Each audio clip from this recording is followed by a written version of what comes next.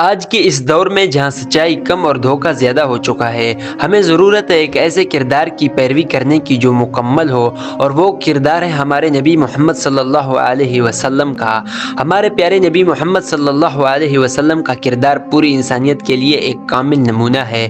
آپ صلی اللہ علیہ وسلم کی زندگی سچائی، دیانتداری، رحمدلی اور انصاف سے بھرپور تھی۔ آپ کو نبوت سے پہلے بھی صادق اور امین کے القابات سے یاد کیا جاتا تھا، کیونکہ آپ ہمیشہ سچ بولتے اور امانت میں خیانت نہ کرتے تھے۔ آپ صلی اللہ علیہ وسلم کا اخلاق اس قدر بلند تھا کہ دشمن بھی آپ کی تعریف کیے بغیر نہ رہ سکتے تھے۔ آپ نے ہمیشہ معاف کرنے کو ترجیح دی، حتیٰ کہ جن لوگوں نے آپ کو اور آپ کے صحابہ کو تکلیفیں دی، فتح مکہ کے دن آپ صلی اللہ علیہ وسلم نے انہیں بھی معاف فرما دیا۔ یہ آپ کی عظیم ظرف اور نرم دل ہونے کی سب سے بڑی مثال ہے۔ آپ صلی اللہ علیہ وسلم یتیموں، غریبوں اور کمزوروں کے لیے رحمت تھے۔